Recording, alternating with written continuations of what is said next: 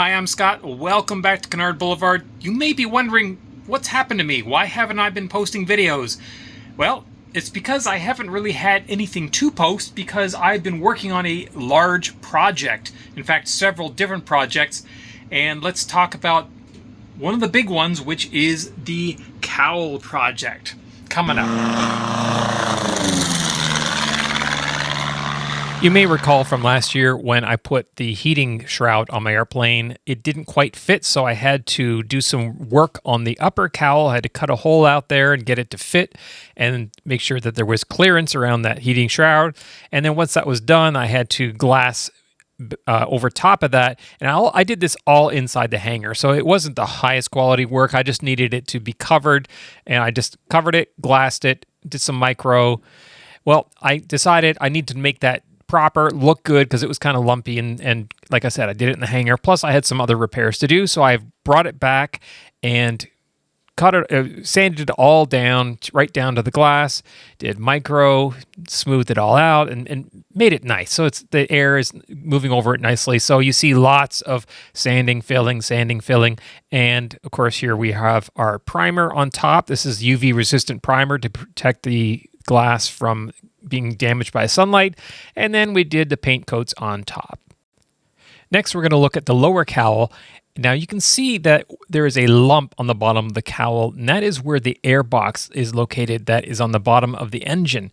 And then the cowl kind of tucks up tightly behind that, and you can see there's kind of an angle there. And the problem is that air does not stay stuck to that. So as the air is rushing down below there, it separates, and that separation of the air causes drag, and it also then sends turbulent separated air directly into the propeller, which means the propeller is not as efficient as it could be because the propeller should have really nice clean air being fed into it. So we're going to put a boat tail on there, and this is something that's being done more and more often by people with Canards. So I took some measurements and designed where the boat tail is going to show on the cowl there, and this is based on a bunch of math and angles and so on. Then I took some clear vinyl plastic and I waxed it as a mold, and the wax is the mold release, and taped it in place. And I'm going to use some pour foam. The pour foam is a urethane-based two-part foam that you put the two parts together and it expands into foam. So you can see I've got the first part of the foam here. This is the first time I've used this stuff, and it will bond very, very strongly to anything you put it on. And now I've got the second part here, and then I'm going to put the two parts together, and you only have about 15 to 20 seconds to mix it before it starts expanding. So you have to work really quickly here. So you can see I've poured the two together, and then I put a piece of metal into a drill, which I'm going to use to stir it up really quickly. And this stuff, you can see it's mixing together, and I've got a little bit of air and bubbles in there as it starts to mix. But very shortly, it's going to actually start foaming up, and it enlarges by, I think, 8 times its original volume. So it's very dramatic, and it happens very quickly. So as I'm pouring it, you can see it's already starting to expand. I didn't know how much foam I was going to actually need here, so I made up 1 cup, and I found out later that I probably should have used a larger container and made up more foam at once, but hey, I'm learning this as I go. So you can see in the time lapse how it expands there, and it cures very fast. So I made up more and more batches of this foam and continued to pour it in there. And I did leave it sit overnight, although it cures hard very, very quickly within a number of minutes. So the easiest way to cut away the foam that you don't need is just to use a saw. I did want to remove the molds first, so I used a knife to cut away foam from where it had overlapped with the mold form there, just so that I could peel away the form. And that worked fairly well. The forms, because they were waxed with paraffin wax, came away very easily. And I did that on both sides, and you can see the foam where actually it was against the form is quite smooth and shiny, which doesn't matter because that's all going to get sanded down anyway, so that smoothness doesn't matter. I'm using just a regular saw to cut the foam off the top where I don't want it, and we're left with a basic outline of what it's going to look like when it's done. Obviously, it's going to take a lot of work to get it finalized. I started trying with a commercial hot wire saw to cut this, but that saw was just definitely not up to the task. So I went back to saw blades. I used you can see I'm using the blade from a hacksaw there. I used some clamps to clamp it down just to get larger chunks removed. And then once I've done that, I'm going to move to some coarse grit sanding paper. I started out with sanding paper, then I found that a drywall screen works really, really well on this foam. And I have an adapter for my vacuum that you can put the drywall screen on. So this makes an incredible amount of dust, but by having it on the vacuum there, that dust gets sucked up, so I don't really end up with a huge mess. Here you can see I'm using some drywall screen with my hand just to get the overall form down, and you can see it's starting to take shape. I'm smoothing off the corners and the edges just to get it streamlined. So looking at the pour here, you can definitely see where I did the first pour and then a second pour, and everything I read said it's perfectly fine to do one pour and let that cure and then pour another one on top, but I can definitely see, you can feel a ridge there between the two different pours, and it's harder, so it's almost, it's very hard to, like I push it, I can feel that line there. So when you sand, it's very tough to sand that down to match everything else. If I were to do this again, knowing what I know, I think I would mix up a much bigger batch of foam and just do it all in one pour. And one of the other problems I had with that was that between these two pours, I actually have a void, and then down here it's quite a large void. I don't know if you can see in there, but if you look on the other side, it actually goes right through, and you can see light through there. So that's significant enough that I would call that a structural problem. So what I think I'm going to do is mix up a small batch of foam and using a syringe just inject it in there and try to fill that void with foam. It may, I hope it actually comes out a little ways out of here, and then I'll just sand it flush, and then that will fill up that void and solve any structural issues in the foam.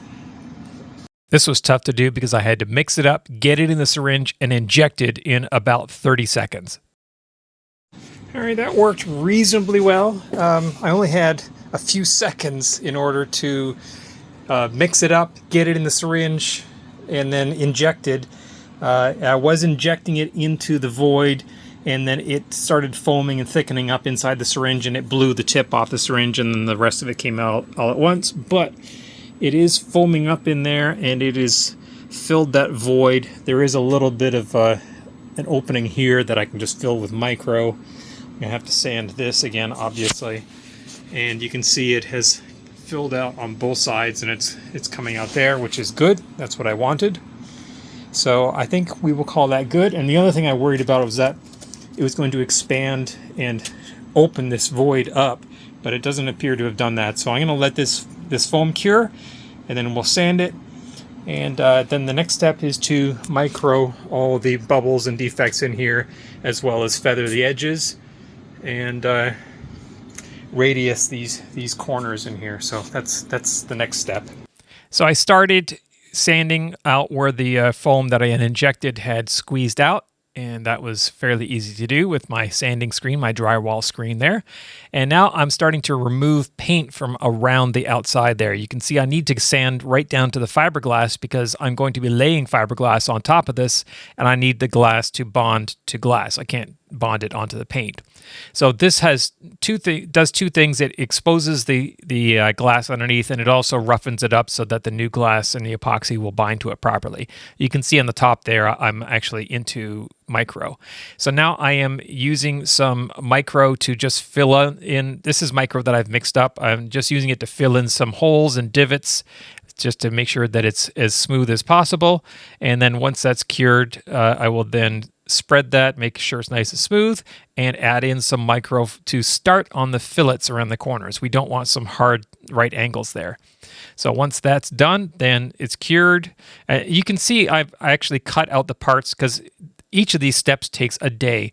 I put the micro in, I let it sit for 24 hours, then I sand it, do another layer of micro, let it sit for 24 hours. So what you're seeing here represents weeks of work, but I'm kind of compressing it into this one video here without any breaks. So I'm just checking here the profile, making sure the profile is correct on both sides and it's equal, and still sanding and the micro, and then we'll do some more micro in here once this is sanded smooth. So sand and fill, sand and fill, sand and fill. Anyone who's done composite work knows exactly what this is all about. And continuing the vacuum, now mix up some more micro, and we'll finish filling in that fillet, that radiused fillet on the right side, just to give it a nice gradual curve. And again, after a cure, now it looks like there was no cure at all there. I should have put a break in between each day, but hey, there you go. And now I'm putting a thin layer of micro over the entire surface just to make sure we have a nice smooth surface. And I'm using a spreader to spread that nice and smooth, and we'll let that cure overnight. And then we come in the next day and we'll start sanding. Okay, you can tell my clothes change from day to day, so hopefully you can tell this is not all in one go. So here I am sanding that micro layer. Now we're going to take some fabric, some light fabric, and I'm going to cut to get an idea of what the fiberglass is going to need to be for that I'm going to cut to fit on this. And I'm just using that light fabric. Then I cut the fiberglass to match. I did 3 layers, 3 plies. Now I'm trimming it to fit so to make sure that it comes on the inside of where that paint is. And we'll put on the first layer of epoxy there. You can see I'm wetting out the fiberglass, and I severely underestimated how much epoxy this was going to take, so you see me having to stop and make up some more epoxy several times. And next I'm going to put on the second ply of epoxy and realize that was the wrong one. That was the third one. I put them in the wrong order. So now I put the second one on, and we'll trim that one and then start wetting it out as well. And then I'm going to put the third one on, and that is where I get a little bit of a problem because, as you saw, when I put the second, put it on in the wrong order, I actually got some epoxy on there, so it made it a little tough to get it to lay flat and so on. But hey, I got it to work. And then we'll wet out that final third ply and get all the air worked out of it and so on. It can be tough to fully wet out that layer without disturbing the plies a bit underneath it and not disturb and introduce air into it and so on. Now that I have that third layer on, I will put on the Peel Ply, use my spreader to make sure that it has full coverage over everything.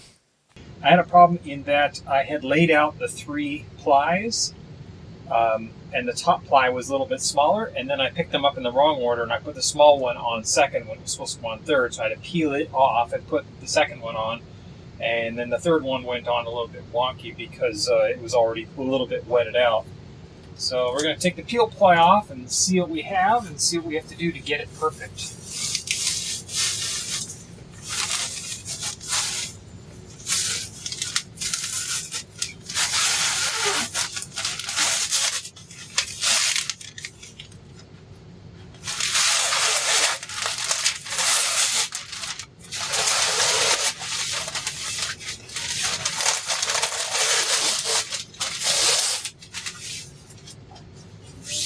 Not bad.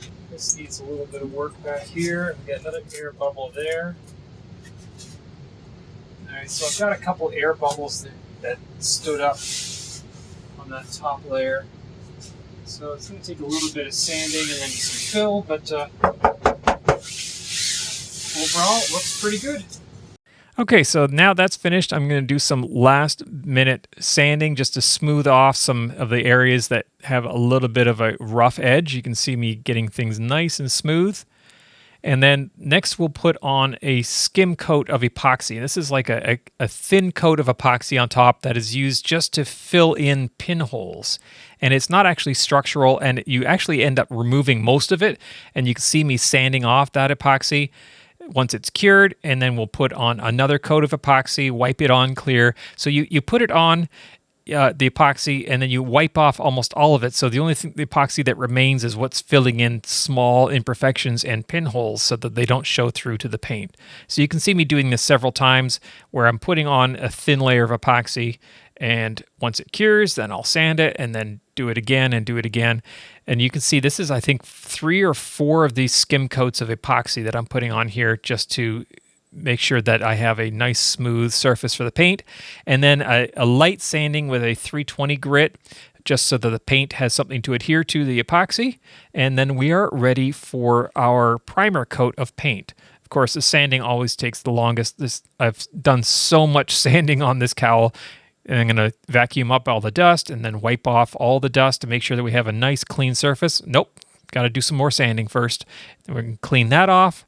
And now we're going to wipe it off, and then we're ready for the first primer coat. So there's our first coat of primer going on there. I let that cure for a little bit. We'll do our second coat of primer on. This is supposed to use sponge brushes, and I couldn't find my sponge brushes, so I used a regular bristle brush, which I wish I hadn't, because you can see some of the texture through there, but oh well, it is what it is. And I'm going to clean that up now that it's cleaned, and we'll start with our first coat of epoxy paint. And this is a one-part epoxy paint, and it is extremely hard and good for outdoor use, and it matches the color of the airplane very well. Now that paint has cured, I'm going to do a little bit of glass repair. I noticed that there were a few little cracks here and there in the cowl, so I'm going to fix those up. I'm first scuffing the fiberglass so that I can adhere the new repairs to the old fiberglass, and then I cut up some pieces, and now you can see I'm wetting in those fiberglass pieces and putting those repairs in, and those are some pieces that I cut specifically to fit in these areas where the cracks were. Quick and easy fix. So I'm going to call the cowls finished for now. The reason why is because the clear coat stage, which I do have some really high quality 2-part epoxy clear coat, it requires a very dry 75 to 80 degree Fahrenheit environment to apply and cure properly. I could get that in my house here, even with the ventilation, but this stuff is a really toxic, noxious fumes. And yes, I have a respirator, but I don't want that stuff going in the house. So I could do it in the garage, but my heater in the garage puts a lot of moisture into the air, so that really wouldn't work either. So I think what I'm going to do is I'm going to do I got some cutting compound. I will finish off the paint just by polishing. I do a little polish on it, clean it up, and call these done for now. And then I will take these out to the airport, and we'll just, once I'm done with the engine work, I'll put them on the plane and we'll give it a try and see how it works. And then once things warm up in the summertime and I got proper environment out there, I'll just do a clear coat at the airport. So for now, we'll call this done. So I want to get the engine stuff done, get these on the plane, and see how the boat tail affects the performance of the airplane in terms of airspeed and, well, especially any stability issues that may or may not come across because of it. Who knows? Maybe this entire experiment will be an absolute disaster and I'll end up having to take all this off. I don't think so, but you know, there's always that possibility. I am a test pilot at this point because this is new design. So, well, it's new for my airplane. There's lots of others that have done it, but it is new for this airplane. So I am going to have to do some testing, stability and low speed, high speed, all kinds of testing just to make sure that it hasn't affected the performance or behavior of the airplane in any negative way. So for now, that's it for this project. I'm glad to get these out of here so I can get started on the next things. I'm hoping this weekend I'm going to get out to the airport. It's going to be cold, but I got to get the stuff done. I got to get the stuff on the airplane, the engine stuff done. So that will be new videos coming very shortly. In the meantime, if you have any comments, questions, suggestions, leave them in the comments section down below. And please click like on this video if you find it entertaining or interesting or useful in any way. And subscribe to the channel. Really helps me out when you do. Only about 20-25% of the people that watch my videos are actually subscribed. So I really appreciate it if you would just subscribe to the channel. Helps me with YouTube in showing my content to other like-minded individuals. Thanks for watching.